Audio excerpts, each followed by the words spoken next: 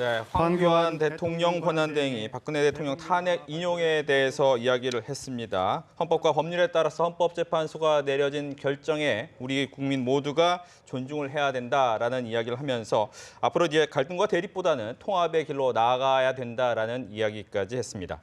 이와 관련된 이야기를 세 분을 모시고 함께 이야기 나눠보도록 하겠습니다. 네, 정우김 전 새누리당 의원, 박수현 전 민주당 의원, 그리고 강신업 변호사 자리하셨습니다. 어서 오세요. 안녕하십니까? 네, 안녕하십니까? 네, 조금 전에 다 같이 황교안 대통령 권한대행의 이야기를 직접 들었는데 어떻게 좀 들으셨는지 먼저 정우김 전 의원께서 얘기를 먼저 해주시죠. 네, 지금 일단 권한 대행뿐만 아니라 사실 막상 이런 이제 상황에 직면하니까 여러 가지로 심리적으로도 그렇고 충격도 있고 또 안타까움도 있습니다. 대통령 권한 대행으로서 그런 부분에 대한 책임감 그리고 송구스러움을 표출을 하면서 이제 정치의 장인 국회에서 그 현안을 해결하는 그리고 광장에서의 촛불 시위든 태극기 시위든 자제해야 되는 것이 아니냐라는 호소문과 함께 권한 대행으로서 앞으로 민생이라든지 안보를 챙기겠다라는 호소문이었던 것 같은데요. 좀 더 구체적으로 지금 폭력화되고 있는 그런 어떤 집회에 대해서 공권력을 어떻게 행사할 것인지 그리고 결국 이런 상황에서 이제 앞으로 60일 내에 대선을 치러야 되지 않겠습니까? 그런 거에 대한 이야기는 아직까지는 없는 것을 보니까 머지않은 시일 내에 또 이제 그와 관련한 권한 대행으로서의 담화문이 있겠구나 하는 생각을 했습니다. 네, 박수현 전 의원님. 예, 지금 말씀하신 대로 안타까움과 송구스러움, 책임감, 그리고 이 혼란을 극복하고 국정을 안정시키자라고 하는 이제 대국민 호소라고 하는 말씀 동의합니다. 그리고 광장이 아니라 이제 국회에서 문제를 풀자라는 제안도 했는데 저는 이 부분에서 황교안 권한대행이 그런 책임감을 확실하게 좀 이야기를 한다면 좀 조만간에 본인의 대선 출마 여부에 대한 입장을 분명하게 밝히면서 국민에게 호소를 하는 것이 정말 진정성 있고 국민을 하나로 모으는 길이겠다 이런 생각을 가지고 있습니다. 광장이 아니라 국회를 말씀하셨는데 사실은 최순실 국정농단 사태를 처음 국회에서 제기하는 야당 의원들이 대정부 질문에 대해서 황교안 총리가 그 당시 뭐라고 했냐면 허위 사실을 유포하는 것에 대해서 의법 조치하겠다는 이야기를 했습니다. 근데 오늘 이정미 권한 대행의 선고문 마지막에도 보면 그동안 이 피청구인, 다시 말해서 박근혜 전 대통령은 그동안이 위법 사실에 대해서 지속적으로 은폐했고 그 문제를 제기하는 언론과 국회에 대해서 그렇게 하지 못하도록 해왔다는 그런 의미도 포함이 되어 있거든요.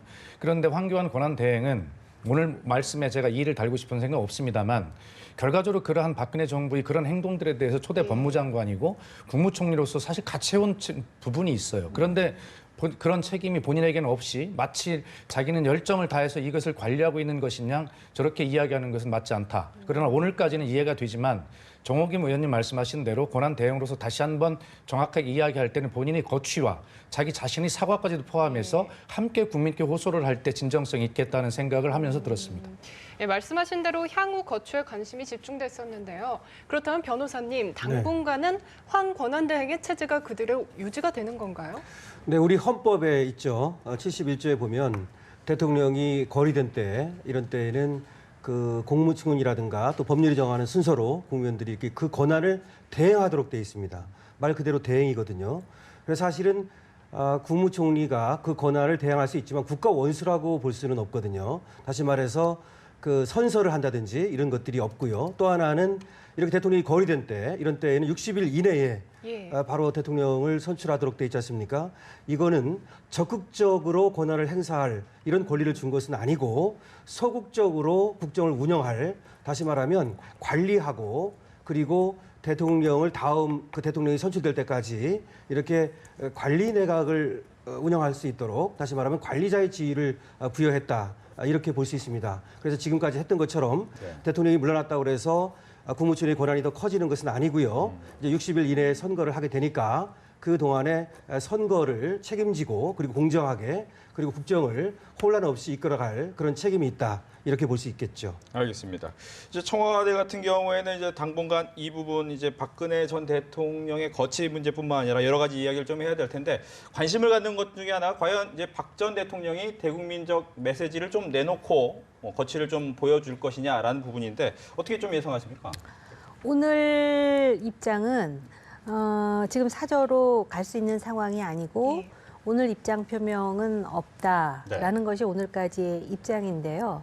지금 이제 그 박근혜 대통령의 이 탄핵에 대해서 아쉬워하는 그 소위 태극기 시위에 그 동참했던 많은 분들이 아직까지도 지금 시위를 하고 있고 또 앞으로도 이제 할 계획인 것으로 알고 있습니다. 그리고 오늘 불행하게도 이 과정에서 두 사람의 사망자가 지금 나오는 그런 격한 상황인데 어찌됐든 이 갈라진 국민들을 하나로 아우르는 데에는 지금 현존하는 정치인들뿐만 아니라 박근혜 전 대통령께서도 아마 무거운 책임감을 느끼지 않을까 이렇게 생각을 합니다. 그렇기 때문에 지난번 헌법재판소의 의견서에서도 이 결과가 어떻게 나오든 간에 본인이 갈라진 민심을 한데 통합하고 아우르는데 나름대로 일익을 담당하겠다는 취지의 말씀이 있었습니다. 그렇기 때문에 오늘 특별한 입장은 없지만 조만간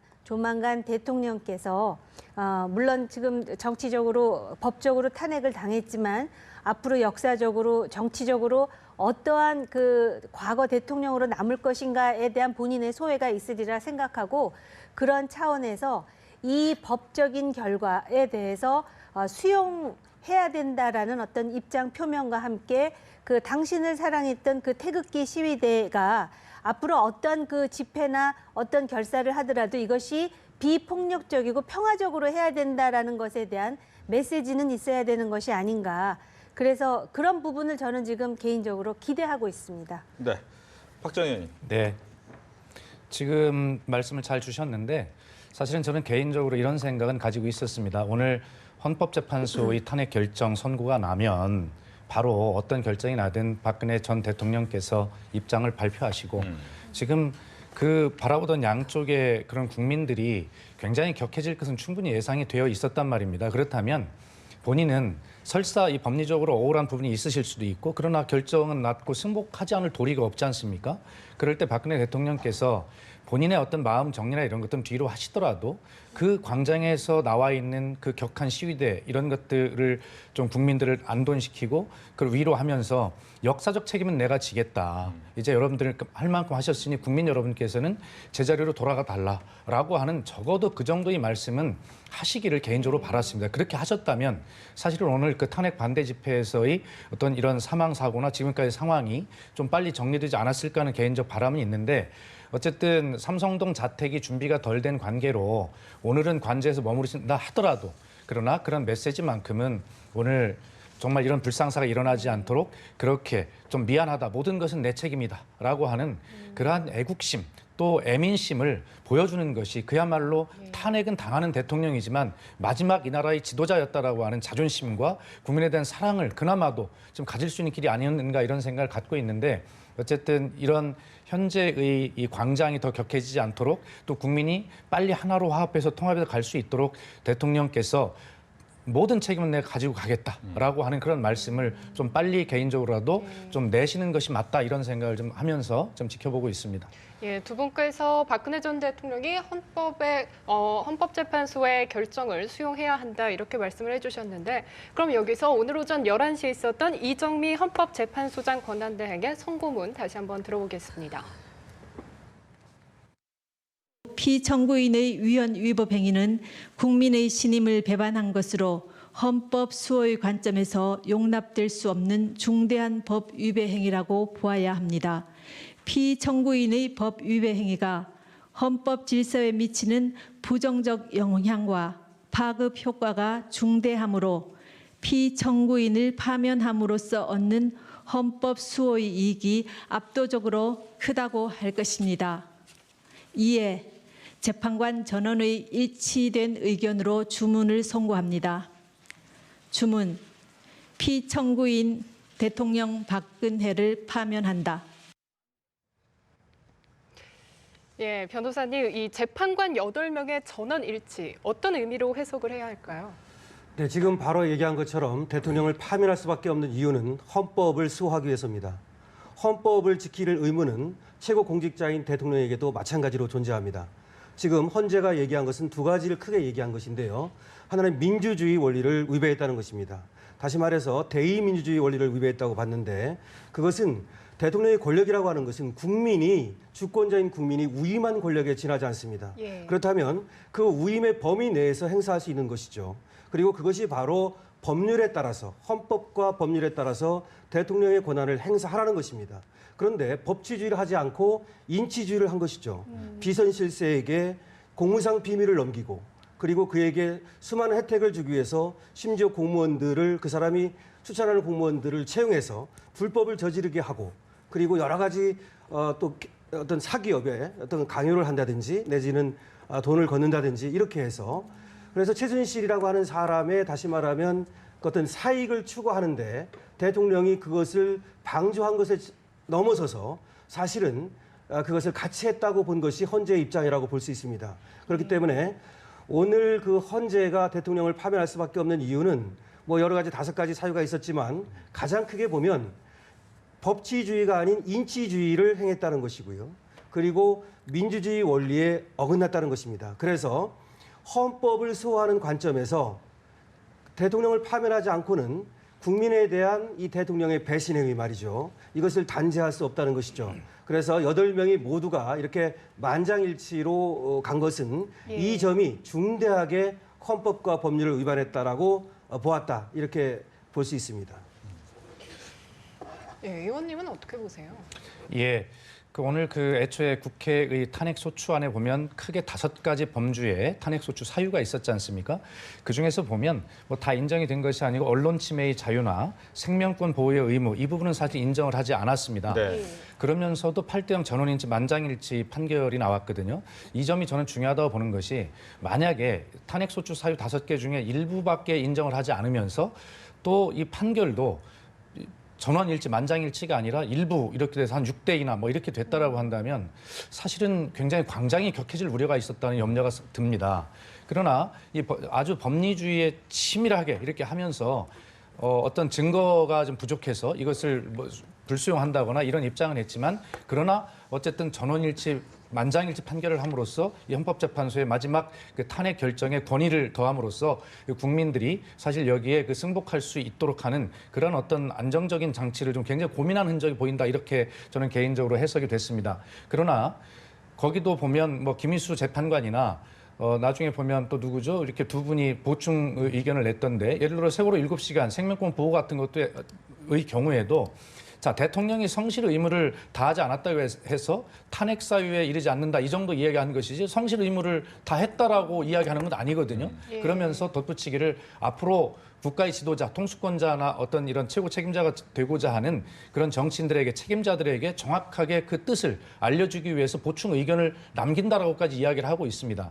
그러나 오늘 보면 뭐 그렇게 법리적으로 정확하게 따지면서도 만장일치라고 하는 그런 어떤 장치를 둠으로써 결과적으로 우리가 승복하고 하나로 통합의 길로 갈 수 있는 그런 고심한 흔적으로 읽히는 부분이 있다 이렇게 해석이 됩니다. 네, 그래서 법을 위배함으로써 어떤 그 헌법에 있어서의 그 가치에 부정적인 영향을 파급시켰다라는 것이 굉장히 중대한 사유임을 강조를 하면서 그 세월호와 관련해서도 생명권을 위배한 것은 아닐지 모르지만 대통령으로서 위기의 상황에서 성실 의무를 위반한 것이다. 그러나 그것이 중대한 사유는 아니라 하더라도 보충 의견으로서 기록으로 남겨놓는다 이런 이야기를 했고요. 처음에 헌법재판소의 판결에 대해서 여러 가지 추정을 하면서 많은 전문가들이 이 사람은 보수 또는 이 사람은 진보 이런 식으로 이제 갈라치기를 했지만 정작 헌법재판소의 재판관들은 이 문제는 보수 진보의 이념 정향의 문제가 아니라 법치를 위배했느냐의 여부에 대한 의견이기 때문에 8대 0이라는 그런 어떤 압도적인 입장으로서 탄핵을 인용했다라는 점에 대해서 그 의미성을 이제 부여해야 될 것 같고요. 또 일부 대통령 측 변호인 중에 한 분이 네. 통진당 해산에 대해서는 헌법재판소가 순수했었는데 이번에는 마녀재판식 인민재판을 했다 이렇게 이제 비판하는 이야기를 들었습니다. 바로 그 통진당을 해산한 헌법재판소가 8대 0으로 대통령의 탄핵안에 대해서 인용한 것의 의미가 무엇인지에 대해서 그 자유민주주의, 대의주의의 엄중함에 대해서 우리가 다시 한번 상기를 해야 될 것이고요. 앞으로 누가 대통령이 되든 조금 전에 말씀하셨듯이 법치가 아닌 사람인자 인치를 하게 되거나 비선 실세에 의한 농단이 있게 될 때는 어떤 상황이 벌어질지를 엄중하게 가르쳐주는 교훈이라 이렇게 생각이 듭니다. 네. 그렇다면 이제 강 변호사님께 또 네. 질문을 드리면 문제는 이제 박 전 대통령 같은 경우 검찰 수사가 이제 앞으로 어떻게 진행이 될 것이냐, 그리고 현재 헌법재판소의 결정 내용이 어떻게 영향을 미칠 것이냐에 대한 또 궁금증이 생깁니다. 이 부분도 이야기를 좀 해주시죠. 네, 오늘 이제 파면됨으로써 불소추 특권을 상실했습니다. 그렇기 때문에 이제 기소도 가능한 것이죠. 물론 이제 수사가 지금 대면 조사라든지 이런 것들을 받지 않았기 때문에요. 그것을 바로 실행할 수 있을 것이고요. 그리고 또 물론 기소도 할 수 있습니다. 그래서 재판도 진행될 수 있고요. 그런 것들을 이제 포함해서 청와대 압수수색이라든지 이런 것들도 사실은 가능할 것이라고 보고요. 그것도 물론 환경 권한 대행의 어떤 허가를 받아야 되냐 이런 얘기가 나올 수 있지만 지금 헌재에서 그거에 대해서 분명히 얘기를 하고 있거든요. 그렇기 때문에 대통령이 지금 뭐 검찰이라든지 특검의 수사도 받지 않고 청와대 압수수색도 받지 않았다라는 말을 적시를 했습니다. 네. 이것도 상당히 헌법 수호 의지가 없다고 얘기하고 있는 것이거든요. 따라서 결국 검찰에서는 바로 수사를 해서 기소까지 갈 수 있을 것이고 청와대 압수수색도 가능하리라고 봅니다. 근데 물론 이제 거기에 대해서 바로 할 것이냐 이런 어떤 또 정치적 어떤 그 파장이라든가 또 대선이라든가 이런 것이 있기 때문에 그것을 고려해야 되지 않냐 이런 얘기가 나올 수 있습니다만 저는 오늘 헌법재판소가 던지는 이 헌법적 선언을 중대하게 무겁게 받아들여야 합니다. 이거는 여러 가지를 고려하지 말라는 것입니다. 법대로 하라는 것이거든요. 헌법과 법률에 따라서 하라는 것입니다. 그 누구도 헌법 위에 법률 위에 있지 않다는 것입니다. 따라서 바로 수사를 개시해야 합니다. 그리고 할 수 있을 것으로 생각하고 정치적 고려는 하지 말아야 한다. 저는 이렇게 생각합니다. 네. 그리고 정치권 이야기로 좀 넘어가 보겠습니다. 자유한국당 같은 경우에는 뭐 헌재 결정에 좀 수용하겠다라고 이야기를 했는데 친박들을 좀 많이 불복하는 것 같기도 하고요. 정호김 전 의원께서 이 부분 어떻게 보십니까? 과거 이제 새누리당이 이제 자유한국당으로 바뀌었는데 네. 이 부분에 있어서 불복 움직임이 보이는 부분이 좀 없지 않아 있단 말이죠. 저는 지금 자유한국당 소속원은 아니지만 자유한국당의 공식 입장은 헌재의 결정을 겸허히 받아들이고 이제 더 이상 그 여당이 아니지 않습니까? 그렇죠. 전부 이제 아까 국회의장으로 돌아가라 그랬지만 야당만 있는 그런 이제 국회 구성이 돼버렸습니다. 그리고 일부 친박이라고 하는 인사들이 광장에서 지금 그 불복하는 그런 움직임이 있는 것은 사실입니다만은 아마 이번을 계기로 해가지고 소위 이제 왜 그 정치의 뭐 친박 또 좀 더 그 예를 들자면 뭐 과거의 친노 또 친문 이런 식으로 어떤 계파주의, 줄세우기 정치, 그리고 전 근대적인 정당 정치 이런 것의 폐해의 끝이 무엇인가를 보여주는 계기가 되었다고 생각을 합니다. 그래서 자유한국당의 일부 인사들이 그런 입장을 보이는 것은 맞지만 그러나 국민의 어떤 그런 어떤 그 의지 그리고 사법적인 판단 이런 것에 대해서 겸허히 받아들여야 된다라고 저는 생각을 합니다. 네, 자유한국당의 가장 큰 과제는 뭐라고 보세요? 예, 그 자유한국당이 엊그제 56명의 이름으로 이 탄핵이 기각돼야 한다는 탄원서를 내기도 했죠. 네. 자, 그런 것을 보면서 과연 이 사람들이 반성할 의지가 있는가 이런 것들에 굉장히 의심을 가지고 있는데 지금 대한민국의 과제는 이렇습니다. 우선 최순실 등 국정농단을 한 사람들에게는 사법 절차에 의해서 그 책임자 처벌을 하면 되는 것이고요. 그럼 책임자 처벌에서 끝나는 것이냐? 그럼 국정농단이 가능하도록 만든 것, 그런 사회 구조적 모순이 결과적으로 적폐라는 이름이거든요. 적폐를 청산하는 길은 그건 사법 처리로 할 수 있는 게 아닙니다. 책임자는 사법 절차로 처리할 수 있지만 이 적폐 구조는 결과적으로 새로운 개혁 입법을 통해서 이런 구조를 바꿔내야 되는데 개혁 입법을 하려면 국회에서 입법을 처리해야 되지 않습니까? 네. 그런데 현재 구조상 사당 체제이고 다 소수 정당이기 때문에 자유한국당이 철저한 반성과 사죄 그리고 해체 수준에 이르는 당의 개혁 그리고 우리 앞으로 나아가야 되는 적폐를 청산하기 위한 이 개혁 입법에 완전한 동의가 있어서 함께하지 않으면 이게 되지 않는 구조거든요. 그런데 지금 자유한국당의 이런 일부 의원들의 움직임이나 이런 것들을 보면 이 사람들이 잘못의 반성은커녕 대한민국이 앞으로 한 걸음도 나아가는데 협조하지 않는 그러한 잘못을 또 저지를 것 같다라고 하는 생각이 들어요. 지난번에 뭐 저 세월호 때 어떻게 했습니까? 그러니까 남의 정당 이야기 같아 미안하지만 맨발로 전부 국민 앞에 가서 사죄한다고 한 번만 봐달라고 그렇게 해서 어쨌든 살아났지 않습니까? 그런데 때마다 그렇게 제스처는 하지만 결과도 내용은 그렇지 않았어요. 물론 야당도 이런 국정농단 사태에 대해 자유롭다고 하는 이야기 아닙니다. 야당도 책임을 느끼고 앞으로 함께 해야 돼요. 그러면 조금 더 책임이 있고 공범이라고 하는 자유한국당과 자유한국당 의원들이 소속원들이 정말 집단적으로 우리가 얼마나 무엇을 잘못했는지를 이번엔 철저하게 정말 석고대죄 수준의 그런 사죄와 당 해체 수준의 개혁 그리고 새로운 개혁 입법에 대한 완전한 동의 이런 것들을 꼭 보여줘야 된다 이런 생각을 갖고 있는데 현재로 봐서는 그럴 싹수가 안 보이는 것 같아서 참 안타깝습니다. 네.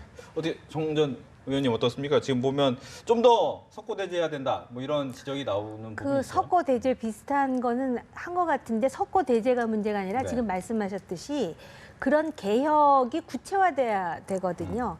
그리고 사실은 이거는 그만큼 민심이 얼마나 엄중하다라는 거를 또 민심 차원에서 보여줘야 될 부분이 있습니다. 근데 우리 사회가 이 보수 진보라는 개념 정의부터 잘못돼가지고 아까 변호사님 인치를 말씀하셨는데 마치도 어떤 개인 A를 지지하면 이것이 보수고 B를 지지하면 진보라고 잘못되어 있는 이 개념부터 좀 바꿔지는 것이 개혁의 단초고 출발점이어야 된다고 생각을 하고요. 네. 이미 말씀하셨듯이 지금 4당 체제로 되어 있기 때문에 자유한국당의 이 눈살 찌푸리게 하는 몇몇 정치인들이 이렇게 한다 그래가지고 자기네들 뜻대로 될 수 있는 일들도 별로 없습니다. 그렇다면 앞으로 지금 이 정치 개혁에 있어서 협치라든지 이러한 어떤 협치의 정신이 얼마나 중요한지를 또 한번 강조하지 않을 수 없는 대목이고요.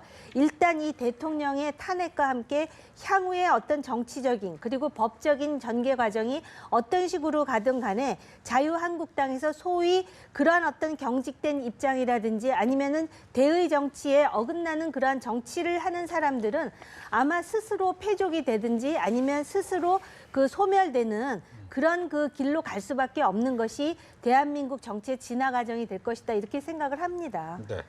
그리고 또 한 가지 이제 황 권한대행의 이제 거취 문제 초반에도 이야기를 잠깐 해주셨지만 먼저 그럼 강 변호사님께 네. 얘기를 드리겠습니다.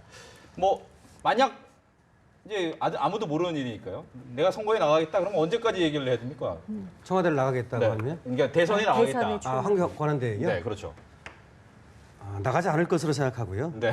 지금 60일 동안에 그렇죠. 그 권한 대행의 그 아까 임무를 말씀드렸지 않습니까?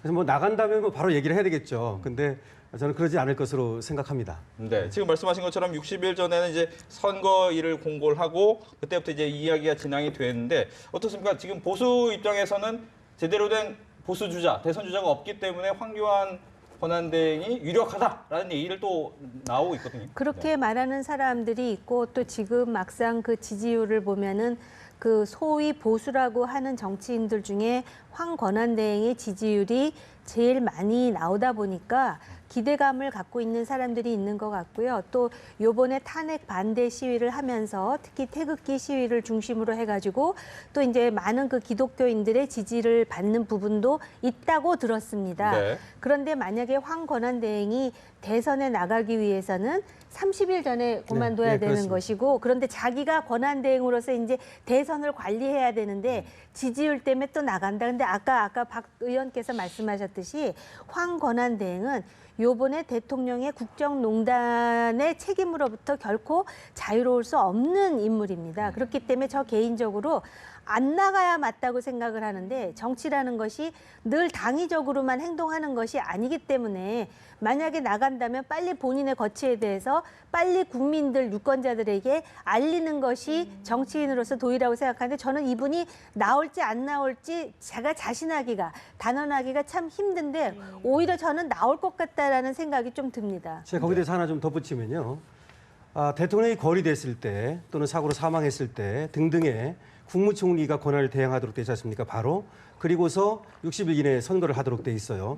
이 헌법 정신은 말이죠. 법률로 그렇게 되어 있지는 않지만 그 권한 대행에게 다시 말해서 대통령이 없는 공백을 메꾸는 그런 국정 행위를 하라고 하는 것입니다. 그래서 여기서 다시 내가 대통령을 나가겠다 이렇게 해서 이걸 버리고 나가라는 그런 의미가 저는 아니라고 생각합니다. 그렇기 때문에 국무총리를 했던 사람이 대통령 권한 대행이 됐다면 당연히 헌법이 부과하고 있는 헌법 정신에 부합하는 그런 행동을 해야 된다고 생각합니다. 그럼 만약에 황교안 권한대행이 대선에 출마하겠다 이렇게 입장을 밝히면 그 다음 권한대행은 어떻게 되는 건가요? 부총리가 이제 바로 이어받게 유일로- 되는데요. 뭐 예, 법대로는 그렇게 돼 있습니다. 국무총리 그리고 법률이 정하는 국무위원 순서거든요. 그럼 경제부총리가 되겠죠. 예. 그럼 그 사람이 또 나가면 또 다음이 되는 것이거든요. 근데 그것은 우리 헌법이 상정하고 있는 것이 아니다. 아까 말씀드렸듯이 대통령이 거리되는 그런 비상사태에 국무총리에게 권한대행을 준다는 것은 권한대행이 대통령의 역할을 맡아서 해달라는 것이지 대통령 나가라는 것이 아니다. 저는 그렇게 봅니다. 그래서 보수에서 그러면은 보수의 입장을 가진 사람들은 누구를 그러면 대표 주자로 예. 그 세울 것인가에 대한 고민이 많을 수밖에 없습니다. 그리고 실질적으로 박근혜 대통령이 보수라서 탄핵이 된 게 아닙니다. 헌법을 농단했다라는 이유로 탄핵이 됐는데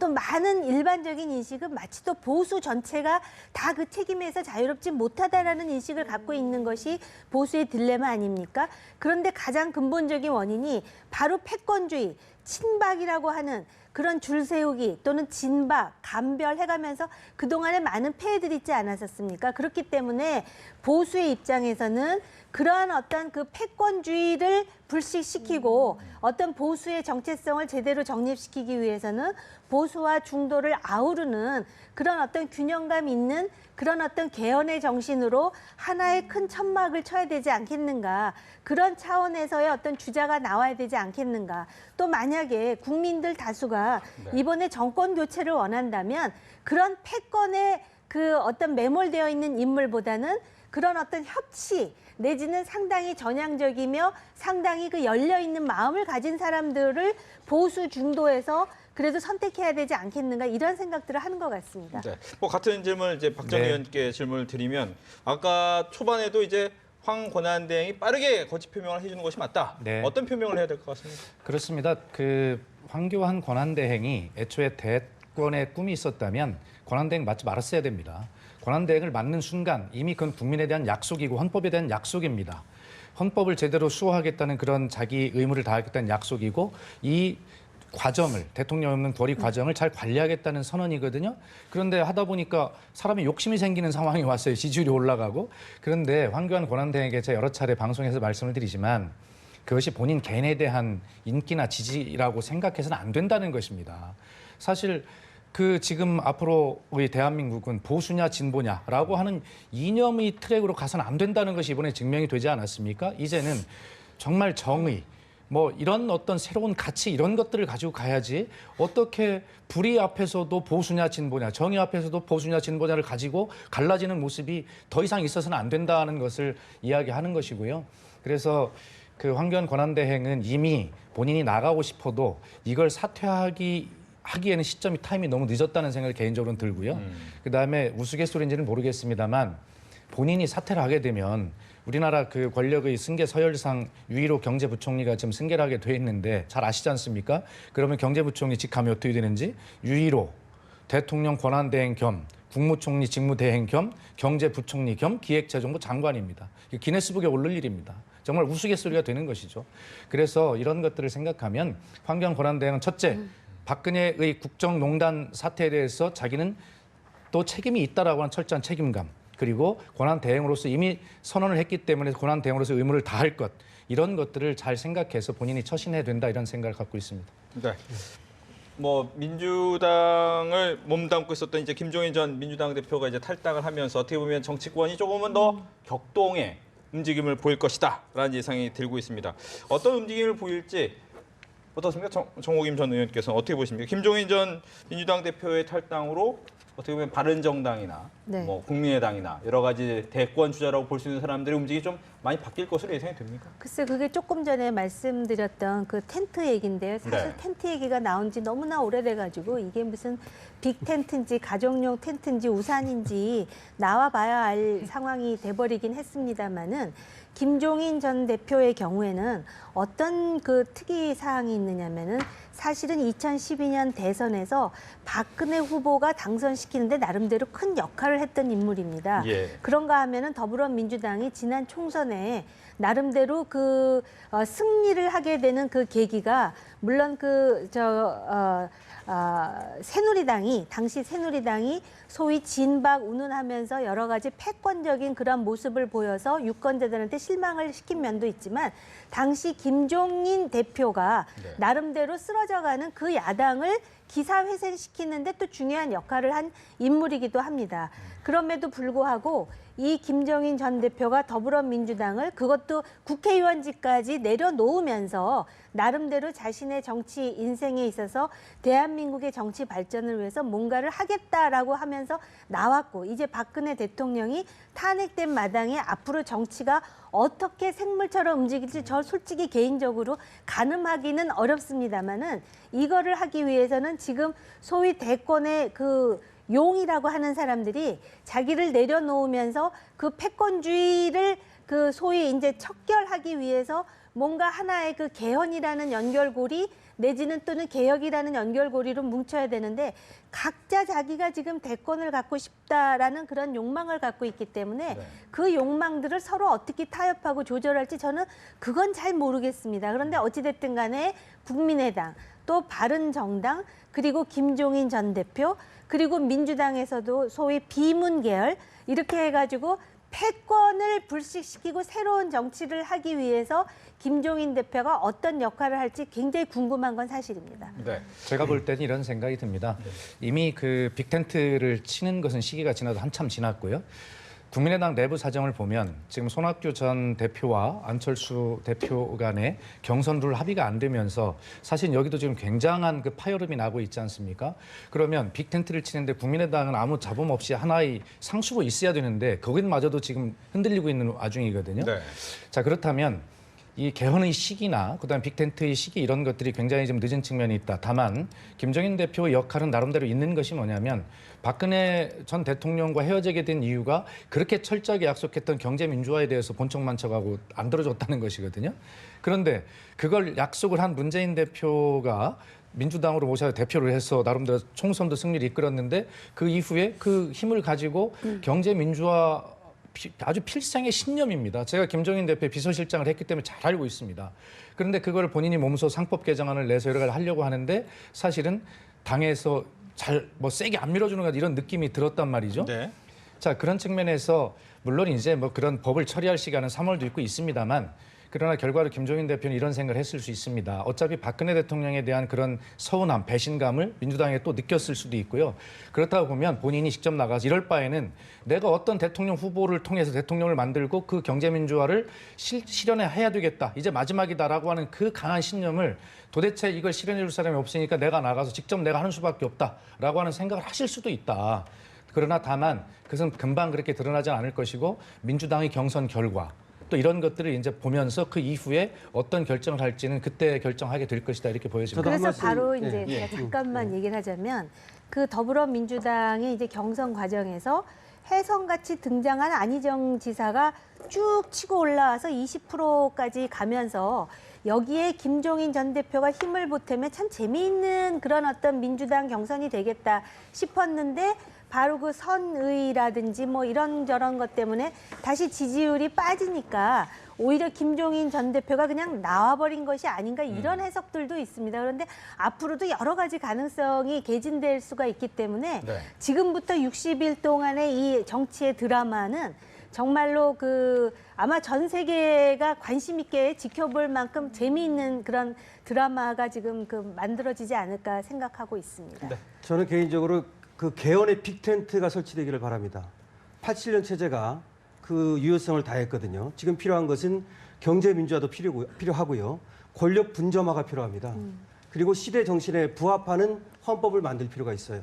그래서 이 지금 뭐 5년이니 또 3년을 줄일 수 있느니 뭐 이렇게 얘기하고 당선 가능성에 따라서 다른 어떤 견해를 갖고 있지만 그런 모든 것을 내려놓고 뭐 60일 안에 할 수 있다면 하고 그게 어렵다면 바로 내가 누구든지 내가 대통령이 되면 바로 개헌을 하겠다라고 선언했으면 좋겠습니다. 그런데 보통은 대통령이 되고 나면 안 하거든요. 네. 안 하다가 4년쯤 지나가지고 하겠다라고 했다가 위화부에 넘어가는 거 아닙니까? 그래서 개헌의 빅텐트를 쳐서 그야말로 권력을 분점시키고 경제화를 민주적으로 만들고 경제를 그리고 시대 정신에 부합하는 그런 어떤 헌법 규정을 좀 만들었으면 좋겠습니다. 예, 앞으로 60일 동안 어떤 그림이 그려질지 주목되는데요. 오늘 이 시간 세 분 말씀 고맙습니다. 잘 들었습니다.